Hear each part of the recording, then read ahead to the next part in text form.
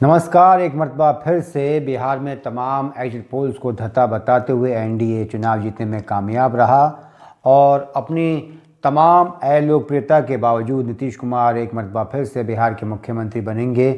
और हाँ, इतना ज़रूर हुआ कि इन चुनावों में वो पहले स्थान से तीसरे स्थान पर खिसक गए। उनकी जो पार्टी है जेडीयू, और इसका जो श्रेय वो जाना चाहिए एलजेपी के चिराग पासवान को।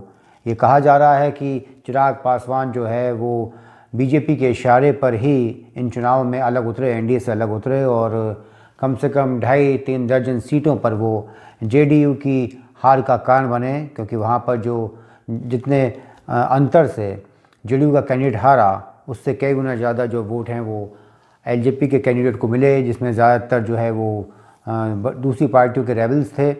और इस तमाम जो एक्सरसाइज थी बीजेपी की, जैसा कहा जा रहा है, जैसा दावा किया जा रहा है, उसके पीछे उसकी मंशा यही थी कि नीतीश कुमार को हद में रखा जाए, क्योंकि ज़िंदगी में, अपनी सियासी ज़िंदगी में नीतीश कुमार ने जो कुछ हासिल किया वो बीजेपी की मेहरबानियों की बदौलत ही हासिल किया। और बीजेपी की मजबूरी थी कि उसके पास बिहार में लालू प्रसाद यादव की टक्कर का कोई दूसरा नेता नहीं था जिसकी क़यादत में वो चुनाव में उतर सके। लिहाजा ये दोनों तरफ का जो है वो फ़ायदे का मामला था। और नीतीश कुमार जो हैं वो अपनी एक अलग छवि दुनिया के सामने पेश करने की कोशिश करते रहे हैं। वो चाहते थे कि मुसलमान भी उन्हें अपना नेता तस्लीम करें।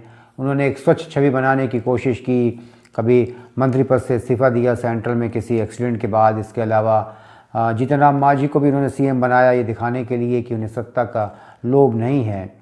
लेकिन आखिर में जो सियासत में होता है, इंसान ज़्यादा दिनों तक सत्ता के मोह से दूर नहीं रह सकता। खैर, और रहा सवाल भारतीय जनता पार्टी का, तो उसने पूरे जुनून और पूरी ताकत के साथ बिहार में इलेक्शन नहीं लड़ा, रणनीतिक दाव पेच के साथ लड़ा कि जैसे तैसे जो है वो सरकार बन जाए, वो सबसे बड़ी पार्टी बनकर उभरे। और इसकी एक बहुत पुरानी ख्वाहिश थी भारतीय जनता पार्टी की वो बिहार में नंबर 1 पार्टी बने। अफसोस ये रहा कि सीटें तो काफ़ी बढ़ गई, लेकिन फिर भी वो आरजेडी से एक सीट कम रहे। आरजेडी की 75 आई और बीजेपी की 74 रह गई। इन चुनावों में तेजस्वी यादव ने बहुत शानदार प्रदर्शन किया। सबसे बड़ी बात कि वो लालू प्रसाद यादव की छवि से, उनके आवामंडल से बाहर निकल गए। ये बात सही है कि 31 बरस की उम्र में जो है वो तेजस्वी ने इतना सब कुछ हासिल किया है, लेकिन इन्होंने जो शुरुआत अपने पिता की तरह शून्य से नहीं की। उन्होंने जो है वो प्रथम श्रेणी के अंक जो है उन्हें पहले मिल चुके थे, उन्होंने 60 से शुरुआत की है। बहरहाल जो कुछ भी है, जिस तरीके से लालू प्रसाद यादव के चेहरे पे एक घमंड, एक गुरूर, और जो स्वर्ण जाति है उनके प्रति जो तंज भरी जो वो बातें कहते थे, ताने कसते थे, ऐसा तेजस्वी के साथ नहीं है। लालू भी खैर बदल गए थे, जब रेल मंत्री बने तो उन्होंने एक अपनी अलग छवि बनाई जो सभी को, लोगों को वो अच्छे लगने लगे। लेकिन तेजस्वी यादव बोलने में शिष्ट हैं, सकारात्मक सियासत की बात करते हैं, और उन्होंने जितनी बड़ी कामयाबी हासिल की है, जो 75 सीटें जीती हैं, वो कोई छोटी मोटी कामयाबी नहीं है। यकीनन तेजस्वी यादव बिहार के भविष्य के बड़े नेता हैं। बड़े नेता तो अब भी बन चुके हैं, वो पहले डिप्टी सीएम रह चुके हैं। नीतीश कुमार ने उन्हें पहले अपने एक तरीके से उत्तराधिकारी तस्लीम कर लिया था। और अब आने वाले 25-30 बरस तक जो बिहार की राजनीति है, उसमें तेजस्वी यादव का बड़ा नाम रहेगा। और भी खिलाड़ी रहेंगे, चिराग पासवान भी रहेंगे, इसके अलावा जो है वो दूसरे भी हैं। तेजस्वी को अपनी पार्टी में कोई चुनौती नहीं मिलेगी, कोई दिक्कत नहीं होगी, बाहर से कोई ख़ास दिक्कत पेश नहीं आएगी। हाँ, एक जो लोगों को अंदेशा है कि जो उनके भाई हैं तेज प्रताप यादव, वो आगे चलकर उनके लिए हो सकता है कुछ दिक्कतें खड़ी करें, क्योंकि तेज प्रताप यादव जो है उसे लोग बहुत लाइटली लेते हैं, समझते हैं ये बड़ा ही मदमस्त किस्म का आदमी है, मस्त मौला है। लेकिन तेज प्रताप यादव राजनीतिक रूप से बहुत घाघ रखती है, और जिस तरह की राजनीति बिहार में सूट करती है, जैसे जो एक मास अपील होती है, जो एक स्टेज पे नाटक करने की जो क्षमता होती है, उसमें तेज प्रताप जो है वो, ऐसी बात नहीं कि तेजस्वी से कम है। अब देखना यह है कि बीजेपी की भूमिका क्या रहेगी बिहार के चुनावों में। आने वाले वक्त में भारतीय जनता पार्टी को इस बात के लिए तैयार रहना चाहिए कि सीएम उसका होगा, अब नहीं तो बाद में, नीतीश कुमार के बाद में। और भारतीय जनता पार्टी ने 2014 में बहुत बड़ी कामयाबी हासिल की, लेकिन 2019 में अपने सहयोगी जनता दल यूनाइटेड के लिए जीती हुई सीटें छोड़ दी, और ये उसका बड़प्पन रहा। सबसे बड़ी बात यह है कि बिहार में जो लीडरशिप है भारतीय जनता पार्टी की, वो कोई एक मजबूत लीडरशिप नहीं है। उनके एक डिप्टी सीएम है सुशील कुमार मोदी, उनका जो व्यक्तित्व बड़ा निस्तेज सा है। इसके अलावा जो दूसरे उनके नेता हैं रविशंकर प्रसाद और वो गिरिराज सिंह, आर के सिंह और ये राजीव प्रताप रूडी, अश्वनी चौबे, ये जितने भी इसमें ज़्यादातर के चेहरे पे बड़ा घमंड, बड़ा अहंकार टपकता है, ओझीन और तेजहीन नज़र आते हैं। जो तेज वाले नज़र आने की कोशिश करते हैं, वो उनके अंदर अहंकार इतना ऐसा लगता है कि जैसे कि बस भाई वो राजनीति के लिए नहीं, वो तो किसी और काम के लिए पैदा हुए हैं। और वैसे भारतीय जनता पार्टी की ये दिक्कत है कि वो मजबूत स्टेट लीडरशिप तैयार करने से बचती है, खासकर सीएम बनाने के मामले में। इसलिए वो ऐसे लोगों को चुनती है, चाहे वो त्रिवेंद्र रावत हो, रघुवर दयाल हों, मनोहर लाल खट्टर हों, फडणवीस हों, बस हाँ, एक वसुंधरा राजे सिंधिया बड़ी दबंग किस्म की हैं। शिवराज सिंह चौहान अच्छे आदमी हैं, और अपने बाबा खैर कुछ भी सही, लेकिन बाबा की ज़्यादा किसी की सुनते नहीं हैं, और वो मजबूरी है। लेकिन भारतीय जनता पार्टी की बात समझनी होगी कि इससे कोई दिक्कत नहीं है। अगर मजबूत लीडरशिप हो जाएगी स्टेट के लेवल पर, तो कौन है जो उन्हें चुनौती दे सकता है। और अगर ऐसा है भी तो फिर कांग्रेस वाली पॉलिसी अपनाएं, हर 2 या 3 साल में जो सीएम को उसको बदल के दिल्ली बुला लें, दिल्ली से किसी को स्टेट में भेज दें। तो ऐसा होते रहना चाहिए, ताकि जो है वो संगठन भी मजबूत रहे, पार्टी मजबूत रहे, और जो बगावती तेवर अपनाने वाले लोग हैं वो भी अपनी हद में रहें। रहा सवाल कांग्रेस का, तो उत्तर प्रदेश और बिहार में तो कांग्रेस की बात करनी ही बेकार है। यहाँ सालों पहले जो है वो सत्ता की दौड़ से बाहर हो गई है, और वो ये उम्मीद करती है कि उसका जो पुराना सियासी समीकरण है, दलित का, मुस्लिम का, ब्राह्मण का, वो दोबारा से जीवित हो जाए। लेकिन अब वो जीवित होने वाला नहीं है। रहा सवाल मुसलमानों के समर्थन का, तो कांग्रेस पर इल्ज़ाम रखता रहा है मुस्लिम तुष्टीकरण का। और सबसे बड़ी बात यह है कि आज की तारीख में जो बड़े स्टेट हैं जहाँ पे मुसलमानों की बड़ी आबादी है, उत्तर प्रदेश में, बिहार में, पश्चिम बंगाल में, आसाम में, वहाँ वो कांग्रेस को वोट नहीं देता। यहाँ तक कि दिल्ली में भी वो कांग्रेस को वोट नहीं देता, आम आदमी पार्टी के साथ जाता है। महाराष्ट्र में, तेलंगाना में, तमाम जगहों पर जहाँ भी उसके सामने ऑप्शन है, वो कांग्रेस को वोट नहीं करता है, वो दूसरों को वोट करता है। लेकिन कांग्रेस जो है वो उसी के चक्कर में लगी हुई है। और कांग्रेस के साथ सबसे बड़ी दिक्कत ये है कि वो गद्दार, लेफ्टिस्ट और ये जो लोग हैं जो दूसरे है अर्बन नक्सली टाइप के, उनकी मोहब्बत से बाहर नहीं निकल पाती है।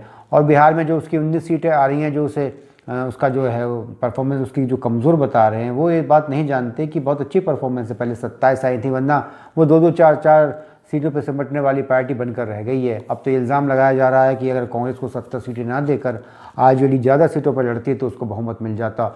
और जो मजलिस है वो इल्ज़ाम लगा रहे हैं, मजलिस के समर्थक इल्ज़ाम लगा रहे हैं कि कांग्रेस वोट कटवा पार्टी। वो ऐसा कह सकते हैं, वो ऐसा इसलिए कह सकते हैं कि वो भूल गए कि कांग्रेस ने क्या किया था।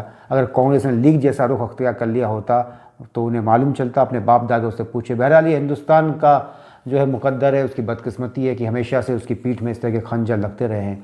सबसे शानदार जो परफॉर्मेंस बताई जा रही है वो ओवैसी साहब की है। ओवैसी साहब को बिहार का जो इलाका है, कई जो जिसे सीमांचल कहा जाता है, उसमें मजलिस को काफ़ी बड़ी संख्या में जो है वो मुसलमानों की हिमायत मिली। और उन्हें मजलिस के साथ आकर जो उनकी जो जहनीत थी, जो फितरत थी, उसको जग ज़ाहिर कर दिया। और सबसे जो दिलचस्प बात यह है कि चिराग पासवान से जो फ़ायदा आरजेडी का जो था ये महागठबंधन उसको हासिल हुआ, उसको हैदराबादी बिरयानी वाले जो हमारे बावर्ची थे उन्होंने मिट्टी में मिला दिया।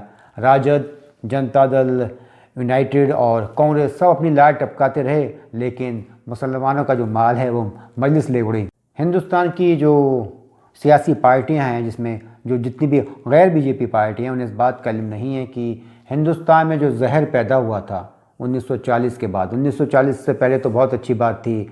वहाँ यूनियनिस्ट पार्टी के जो नेता थे सिकंदर हयात खां, वो मुसलमानों की नुमाइंदगी करते थे। सिंध में सुमरो खां करते थे, और वो आपका बलूचिस्तान में, उत्तर पश्चिम सीमा प्रांत में जो नेता थे पठानों के, सीमांत गांधी, वो करते थे। लेकिन बाद में वो लीग आ गई और सब कुछ बन गया, पाकिस्तान बन गया, उसके बाद बांग्लादेश बन गया। लेकिन वो जहर था वो आज तक ज़िंदा है, वो उसकी वो शक्ल बदल बदल कर बाहर आता है। कभी वो संविधान की आड़ में आता है, कभी फ्रीडम ऑफ एक्सप्रेशन की आड़ में आता है, कभी जिन्ना वाली आज़ादी चाहते हैं, कभी भारत के टुकड़े टुकड़े करने की जो ख्वाहिश है वो अर्बन नक्सली मीडिया, टीवी, फिल्म और जो तंश जैसे विज्ञापन हैं उसके ज़रिए आते हैं। ये इसकी आड़ में आते हैं कि हमें प्रोटेस्ट करने का हक़ है। आजकल तो बहुत बड़ी बड़ी बातें करने लगे हैं। जब बड़ी बड़ी बातें करोगे, जब हिंदुस्तान पर ये इल्ज़ाम लगाओगे कि यहाँ जो कुछ मिलना चाहिए वो नहीं मिल रहा है, तो फिर पुरानी बातें भी ताज़ा होंगी। और एक मरतबा अगर पुरानी बातें ताज़ा हो गई तो ये जो सफ़र शुरू हो जाएगा वो एक ऐसी मंजिल पर जाके रुकेगा जहाँ पर बहुत कुछ बदल जाएगा और जो तकलीफ़ें हैं, जो कष्ट हैं वो बढ़ सकते हैं। तो जो लोकतंत्र है, लोगों को लोकतंत्र में अपना सम्मान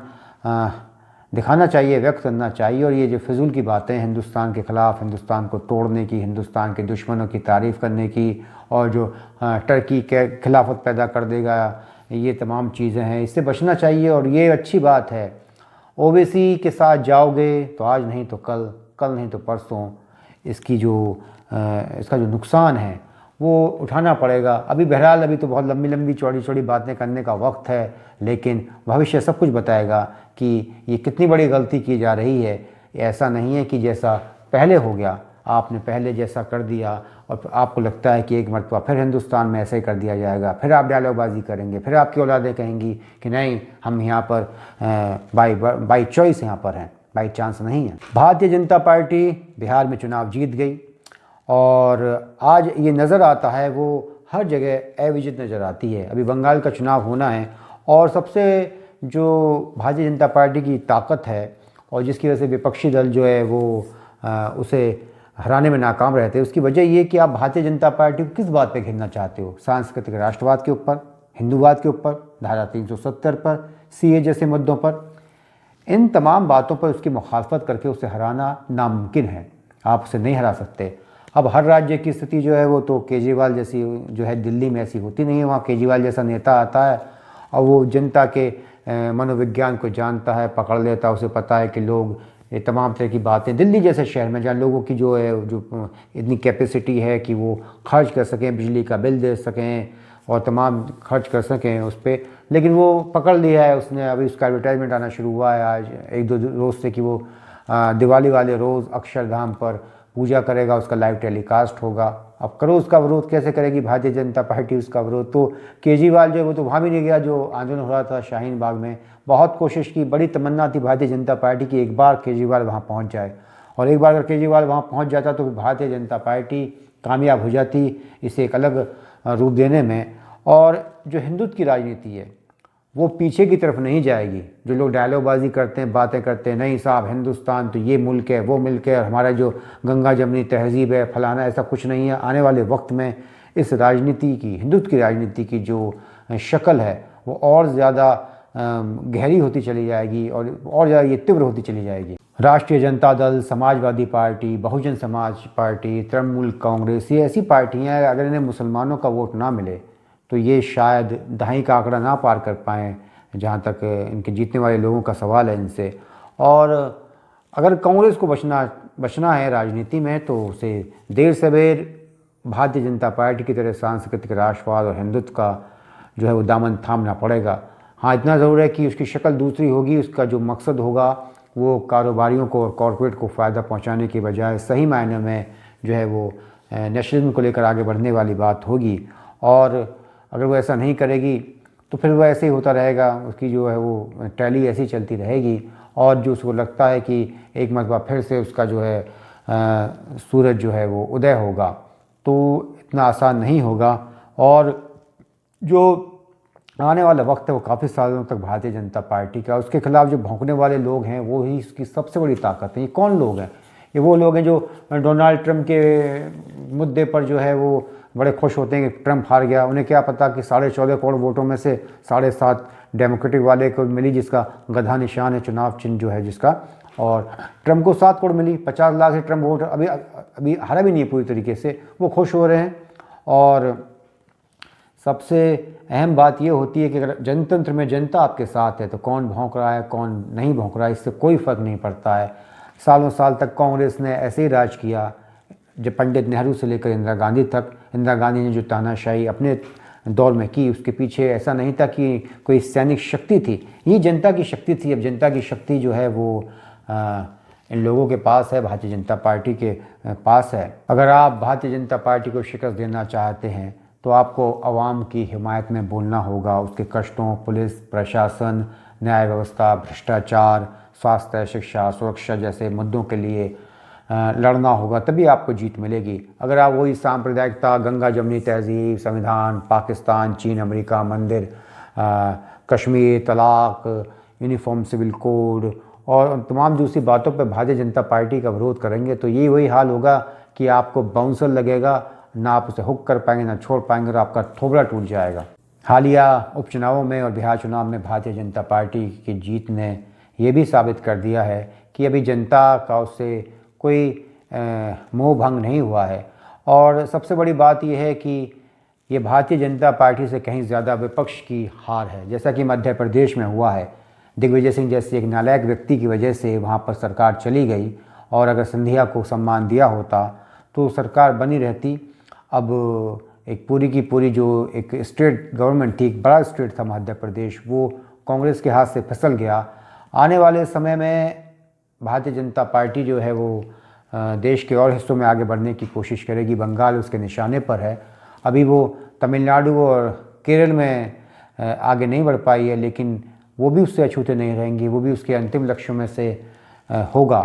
कोई भी जीते, कोई भी हारे, कोई फर्क नहीं पड़ता, चाहे वो कांग्रेस हो, भारतीय जनता पार्टी हो, क्षेत्रीय दल हो, सिवाय कम्युनिस्टों को छोड़कर। कम्युनिस्ट यकीनन देश के लिए बहुत ख़तरनाक है और इसकी कीमत तो राष्ट्रीय जनता दल ने भी चुकाई है। उसका जो गठबंधन था कम्युनिस्ट पार्टियों से, उन्होंने काफ़ी सीटें जीती, लेकिन उसका भी उसे नुकसान उठाना पड़ गया क्योंकि वो जिस तरह की पॉलिटिक्स करते हैं, जनता जो है वो सही मायने में जो हिंदुस्तान से मोहब्बत करती है वो उसे पसंद नहीं करती है।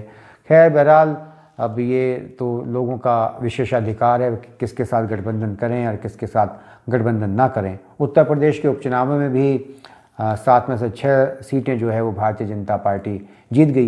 इतना ज़रूर है कि अगर महागठबंधन की जीत हो जाती बिहार में तो उसका उत्तर प्रदेश में बड़ा सकारात्मक संदेश जाता, खासकर समाजवादी पार्टी की जो संभावना है उसको लेकर। अब पूरे देश में जो क्षेत्रीय दल हैं वही भारतीय जनता पार्टी का मुकाबला कर रहे हैं। कांग्रेस जो है वो सिमटती जा रही है और ये अच्छी बात नहीं है। देश में 2 बड़े दल हों, एक सत्ता में आए या एक सत्ता से बाहर आए, जैसे अमेरिका में रिपब्लिकन और डेमोक्रेटिक पार्टी का है। अगर इस तरीके से बड़ी पार्टियां हों तो बेहतर होगा, क्योंकि अगर विपक्ष मजबूत नहीं होगा, सत्ता पक्ष ही ज़्यादा मजबूत होगा तो वो तानाशाहों की तरह व्यवहार करने लगेगा। ऐसा नहीं होना चाहिए, क्योंकि लोकतंत्र तो वही है जिसमें सभी की बातें सुनी जाएं और कही जाएं। सिर्फ अगर एक ही पार्टी का बार बार राज होगा या एक ही तरह से उसका वर्चस्व छा जाएगा तो कहीं ना कहीं वो जो है लोगों को आगे चलकर वो तकलीफ दे हो सकता है। इसलिए बहुत बेहतर है जैसा कि बिहार में हुआ है। ठीक है, राष्ट्रीय जनतांत्रिक गठबंधन जो है वो 125 सीटों के साथ बहुमत तो हासिल कर गया, लेकिन जो महागठबंधन है वो बहुत पीछे नहीं है। उसके पास भी तकरीबन 115 के आसपास सीटें हैं, यानी कि हमेशा डर रहेगा कि अगर आपने सही से काम नहीं किया, अगर आपने सही से लोगों के जो आकांक्षा हैं या अपने विधायकों की जो हैं उनकी बातें नहीं सुनी, जैसा कि उत्तर प्रदेश में है। उत्तर प्रदेश में आप भारतीय जनता पार्टी के किसी भी विधायक या सांसद से ऑफ कैमरा बात करके देख लीजिए, एक भी खुश नहीं है पार्टी से, उसकी बात सुनी नहीं जाती, ना उसकी, ना पदाधिकारियों की, ना कार्यकर्ताओं की। वो अलग बात है कि आज भी चुनाव हो जाए तो अभी भारतीय जनता पार्टी को उत्तर प्रदेश में हराना मुश्किल सा ही है। लेकिन अब जो है वो जैसा कि बिहार में हुआ है, बिहार में एक मरतबा फिर नीतीश कुमार बन गए हैं। अब वो सबकी बेहतरी के लिए काम करें और ऐसे काम करके जाएं कि लोग उन्हें याद रखें, तो लोगों को तो बस यही उम्मीद होती है।